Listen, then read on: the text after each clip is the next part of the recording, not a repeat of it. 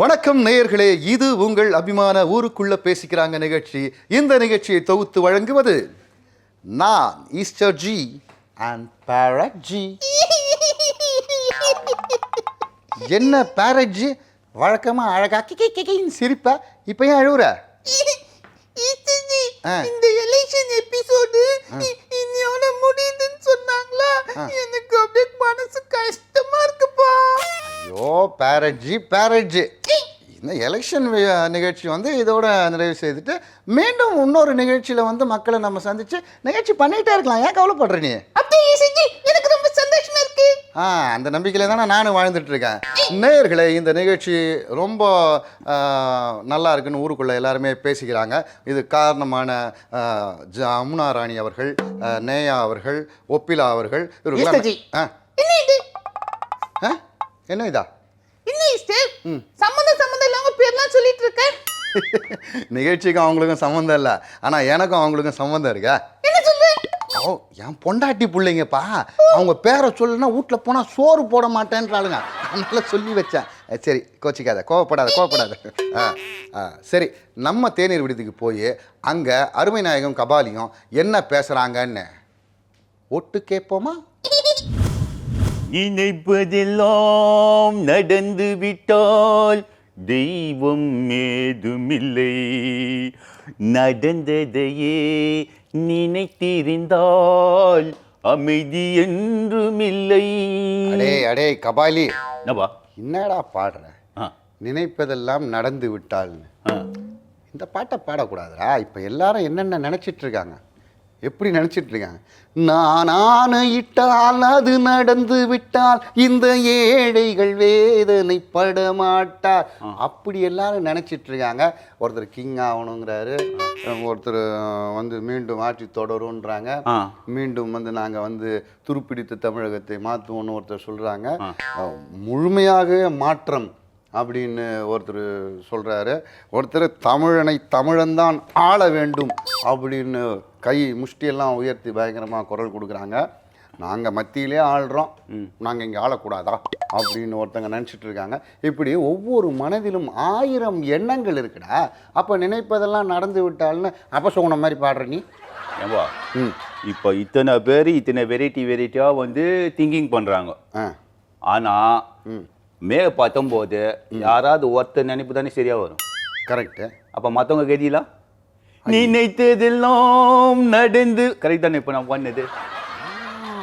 கபாலி, நீ அன்எஜுகேட்டட் பையனா இருந்தா கூட என்னப்பா வேறமா திட்டுறேன்னா? இல்லடா, படிக்காதவனா இருந்தா கூட நல்ல கற்றறிந்த ஞானி மாதிரி சிந்திச்சு கரெக்டா சொன்ன ஒருத்தரோட நினைப்பு தானே மெய்யாகும். ஆனால் நினைப்பதெல்லாம் நடந்து விட்டால் தெய்வம் ஏதுமில்லைன்னு பாடுறதுனால்தான் மக்கள் நினைக்கிறதெல்லாம் நடக்க மாட்டேன்றதுனால ஆள்கிறவரை பார்க்கறத விட ஆண்டவனை பார்க்க அதிகமான பேர் போற நிலைமையில நம்ம மக்கள் இருக்காங்க. இந்த முறை தேர்தலில் ஜெயித்து வருகிற எந்த கட்சியா இருந்தாலும் சரி, எந்த கூட்டணியா இருந்தாலும் சரி, எந்த ஆட்சியாளராக இருந்தாலும் சரி, மக்கள் நினைப்பதை நடத்தி காட்ட வேண்டும்ன்றது தான் நீ நினைக்கிறியாப்பா? ஆசையா அதான். ஊருக்குள்ளேயும் மக்கள் அதான்டா பேசிக்கிறாங்க.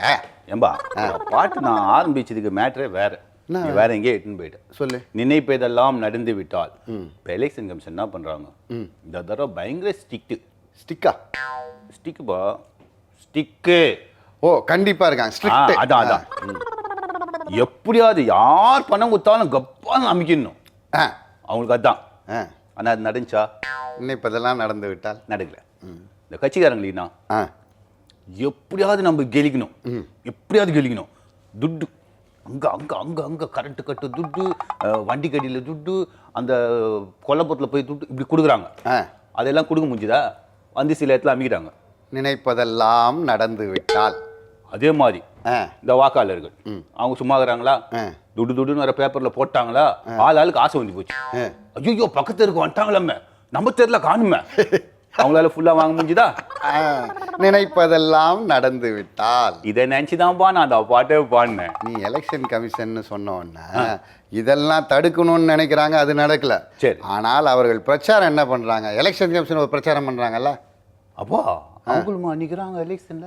ஐயோ இல்லடா, இந்த வாக்குப்பதிவு நடைபெறணும், அமைதியா சுமூகமா நடைபெறணும், 100% வாக்குப்பதிவு நடைபெறணும். எங்கப்பா 100 கோடி தான் தாண்டிச்சு, 100% ஆயிடுமாப்பா? ஏய், இந்த 100% ஆவறதுக்கு எலெக்ஷன் கமிஷன் பிரச்சாரம் பண்ணாலும் அவங்களே தடையா இருக்காங்களே. என்னப்பா சொல்ற? அவங்க தான் பிரச்சாரமே பண்றாங்கன்னு சொல்ற, அவங்களே எப்படிப்பா தடைப்படுவாங்க? சொல்றேன் அதான விஷயமே. இப்போ இந்த தேர்தல் பணிகளில் யார் யார் வந்து ஈடுபடுத்தப்பட்டிருக்காங்க? நல்லா நம்ம இவங்க தான்ப்பா, டீச்சருங்க, ப்ரொபோசருங்க, அவங்கெல்லாம் தான். ப்ரொபோசர் இல்லடா, அது ப்ரொஃபஸருங்க. இங்கிலீஷ்ல சொல்றப்பா ஆசிரியர்கள். சரி, ஆசிரியர்கள், பேராசிரியர்கள், வாத்தியாருங்க. சரி, ஓகே, உனக்கு தெரிஞ்சது அதான். அந்த மாதிரி ஆட்கள் தானே அரசு அலுவலர்களும் ஆசிரியர்கள் தான் அதிகமாக வந்து பயன்படுத்தப்படுறாங்க. ஆமாம் அப்பாவும் அவங்க தான். அவங்க வந்து அவங்க தொகுதி ஒன்றா இருக்கும். சரி சரி. ஆனால் வேறு இடத்துல பணி செய்கிறாங்க. ஆமாம், இல்லைப்பா அது கூட சொன்னாங்கப்பா, அவங்க ஏரியாவுக்கு பக்கத்துலேயே போட்டால் தான் வந்து அவங்களுக்கு அந்த டேம்போட் வண்டிலாம் ஈஸியாகும், டிரான்ஸ்போர்ட் அது ஈஸியாக இருக்கும், அதனால் பக்கத்துலேயே கொடுக்கணும்னா கேட்டாங்க. பக்கத்துலேயே போட்டாலும் வேறு தொகுதியில் இல்லை வேறு சாவடியில் தான் அவங்க வந்து பணியாற்றுறாங்க. சாவடியா? இந்த வாக்குச்சாவடிடா, இந்த இது போடுறோமே, பொட்டி வச்சுக்கிறாங்க, சரி, அதில் பணியாற்றுறாங்க. அவங்க ஓட்டை பதிவு பண்ண முடியல, தபால் ஓட்டை அவங்களுக்கு இன்னும் வந்து சேரலையா? போஸ்டல் டிலேவாக இருக்கும்பா. நம்ம இவர்கிட்ட போஸ்ட்மேன் கிட்ட சொன்னால் கரெக்டாக எடுத்துன்னு வந்து கொடுக்குறாரு. ஏண்டா அவர்கள் ஓட்டு வந்து அவர்கள் அதை பதிவு செய்யணும்னு கேட்குறாங்க. அது என்ன இதுலையா தபால்லையா அனுப்புகிறாங்க? தபால் ஓட்டுன்னு, தபால் ஓட்டுன்னா வெளியூரில் இருக்கவங்க தங்கள் ஓட்டை பதிவு செய்கிறது தான் தபால் ஓட்டு. ஓ சரி சரி சரி. அது வந்து சேரலை, அதனால் ஒன்று நாங்கள் எங்கள் ஓட்டை பதிவு செஞ்சுட்டு அப்புறம் பணிக்கு வரோம், இல்லை நாங்கள் கரெக்டாக 7 மணிக்கு பணி அங்கே தொடங்கணுன்னா, தேர்தல் பணி தொடங்கணுன்னா ஞாயிற்றுக்கிழமைக்குள்ளே எங்களுக்கு எங்கள் ஓட்டு வந்து சேரணும், நாங்கள் அதை பதிவு பண்ணிட்டு தான் நாங்கள் எங்கள் ஜனநாயக கடமையை நாங்கள் ஆற்றணும் அப்படின்னு தெருவில் இறங்கி போராடி இருக்காங்கடா. நியாயம்பா. எங்கள் வீட்டாண்ட ஒரு வாத்தியார் இருக்கிறார், அவர் சொன்னார், இப்படிதான் எல்லாம் சொல்கிறாங்களப்பா, நான் வந்து ஸ்கூலுக்கு போனேன்னா என் புள்ள கூட என் விரல பார்க்கும், வாத்தியார் மை போட்டு வச்சுக்கிறாரா கரெக்டாக கையில், இவர் ஓட்டு போட்டாரா, நம்மளெல்லாம் இவ்வளோ பேசுறாரு, இவர் மை போட்டுக்கிறாரா அப்படின்னு அவங்க பார்க்குறாங்க. ஆமாம், பிள்ளைங்க கையில் மை இருக்கா, வாத்தியார் நம்மளெல்லாம் வந்து ஜனநாயகம் அது இது எல்லாம் சொல்கிறாரு, அவர் கரெக்டாக ஓட்டு போட்டு வந்திருக்காருன்னு பார்ப்பாங்க இல்லையா? கண்டிப்பாக பார்ப்பாங்கப்பா. இன்னும் நிறையா கேள்வியெல்லாம் பிள்ளைங்க கேட்குது. இன்னமும் சொன்னாங்கப்பா, வேற ஒரு இன்னொரு இது கேட்டுக்கிறாங்களாம் அவங்க இவங்க கிட்டலாம். அது என்னதுன்னா, இப்போ நாங்கள் போயிட்டு ஃபர்ஸ்ட்டு வந்து இவங்க அமுக்கி காட்டுவாங்கல்ல ஆளுங்கள்கிட்ட வந்து, அதுவாடா, அது என்னன்னா இந்த முகவர்கள் இருக்காங்கல்ல, முகவர்கள்னா அந்த அந்த கட்சியை சார்ந்தவர்கள் அங்கே இருப்பாங்க, அவங்க உட்காந்து ஏஜென்ட்டுங்க. ஏஜென்ட்டுனா புரியுமா உனக்கு? அந்த ஏஜென்ட்டுங்கெல்லாம் இருப்பாங்க. அவங்க கிட்ட வந்து இந்த மின்னணு வாக்குப்பதிவில் முதல்ல ஒரு 4 ஓட்டு பதிவு பண்ணி காட்டுவாங்க. இந்த கட்சிக்கு அமுக்குறோம், இந்த கட்சிக்கு கரெக்டாக அவங்க தான் வீது, அதை காட்டுவாங்க 4 ஓட்டு. சரி, அதை காட்டிட்டு அதுக்கப்புறம் டெலீட் பண்ணிவிடுவாங்க. சரி. இப்போ ஆசிரியர்கள் என்ன கேட்குறாங்கன்னா, அந்த நாங்கள் 5 பேர் இருக்கோம் தேர்தல் அதிகாரிகள் ஒரு வாக்குச்சாவடி, முதல்ல 5 ஓட்டுகள் எங்கள் ஓட்டை பதிவு பண்ணிடுறோம் முகவர்கள் காட்டும் போதே. அப்பா அதையும் அழிச்சு விட்டாங்கன்னாப்பா, அழைக்காமல் வச்சுங்க, எங்கள் ஓட்டை அதை பதிவு பண்ணிங்க, அப்போ தேர்தல் பணி தங்கு தடை இல்லாமல் நடக்கும்ன்றாங்க. ஏன்பா இல்லை எப்பயுமே இல்லைப்பா, எனக்கு ஒரு டவுட்டுப்பா, அப்போனா இவங்க எழுதினே வருவாங்க இல்லைப்பா, இவர் வந்தாரு இவருன்னு எழுதுவாங்க, இப்போ இதுக்கும் அதுக்கும் டிஃப்ரென்ஸ் வரும் இல்லைப்பா? அந்த 5 ஓட்டு அவங்க ஓட்டு இல்லை, அவங்க ஓட்டை பதிவு பண்ணிக்கலாம் அப்படின்னு ஒரு ஐடியா கொடுங்க. டே, எப்பயுமே ஒரு ஆசிரியர் வந்து ஒரு நாட்டின் முதுகெலும்பு மாதிரி. ஆமாம்பா, அவர்களோட பேச்சை தயவு செய்து சின்ன வயசுல ஸ்கூல்லையாவது தேர்தல் கமிஷன் கேட்காம இருந்துடலாம், இப்போ ஆசிரியர்கள் பேச்சை கேளுங்கன்னு நீ சொல்றியாப்பா? ஊருக்குள்ள பேசிக்கிறாங்கடா. ஏய், இப்போ முந்தியெல்லாம் இந்த பத்தான அமுக்குறதுலாம் இல்லை, பட்டன் அமுக்குறதுடா. இப்போதானே தமிழ்ல சொல்லுப்பா, பொத்தான இங்கிலீஷ்ல. ஓ, தமிழ்ல பட்டனு இங்கிலீஷ்ல பொத்தானா? சரி, என்ன பண்றது, மெல்ல தமிழ் நீ சாகும்னு என் முறுக்கு மீசை கவிஞன் சொன்னான். நான் இருக்கிற வரைக்கும் அது சாகவே சாகுதுப்பா, நான் ஒருத்தன் இருக்கிறேன்பா போதும். எது நீ தான்டா சாக அடிக்கிற ஆளு. தமிழை சுத்தமாக பேசுங்கடா. எத்தனை தமிழ் இருக்கு? கொங்கு தமிழ், மதுரை தமிழ், நெல்லை தமிழ், தூத்துக்குடி தமிழ், இப்படி எத்தனை தமிழ். மெட்ராஸ் தமிழ் விட்ட பத்தியா? சென்னை தமிழ், அது எந்த சென்னை தமிழ். எந்த தமிழ் இருந்தால் சென்னை தமிழ் விட அன்னை தமிழ் மிக உயர்ந்தது, அதை காப்பாற்றணும். ஆமாப்பா. அதனால் வந்து சில வார்த்தைகள் வந்து தப்பாக பேசினா நான் திருத்தும் போது கற்றுக்கணும். சரிப்பா, இனி நான் நைட்டு ஜெயிலி வசம்பு வாயில தடவிக்கிறேன். வசம்பு தடவாதடா, அதுக்கு பதிலாக இந்த நல்ல பெவிக்கால போட்டு வாயில் போட்டுக்கோ. அப்புறம் வாயை திறக்க மாட்டேன். தமிழுக்கு நல்லது இல்லையா அது? வா, கிண்டல் பண்ணுறப்பா நீ. சரி விடு, மேட்ருக்கு வா. இப்போ நம்ம என்ன மேட்ரு பேசணும்? இப்போ அந்த பட்டன் அமுக்கிறது. ஆமாம், அது இல்லை, அந்த சிஸ்டம் முந்தி இல்லை. ஆமாம், இது வாக்கு சீட்டு கொடுத்துருவாங்க, முத்திரை பதிக்கணும். ஆமாம் ஆமாம், இப்படி இருக்குமே. ஆமாம் ஆமாம் ஆமாம், அதை வச்சு ஒரு பொட்டியில் போகணும். அவன் போய் கேட்சத்தில் அவன் குத்திட்டு வருவான் ஒரு அது வாரத்தில். செல்லாத ஓட்டாயிடண்டா. ஒரு தடவை கொடுத்தனாதான் ஓட்டு பதிவாகும். அப்பா அந்த மாதிரி நான் ஒரு 2-3 தடவை குத்திக்கிறேன்ப்பா ஒரு நாள். ஆக நீ வந்து தேர்தல் ஆரம்பித்த காலகட்டத்திலேருந்து நீ வந்து இதுவே பண்ணல. இல்லைப்பா, செல்லாத ஓட்டு தான் போட்டிருக்க.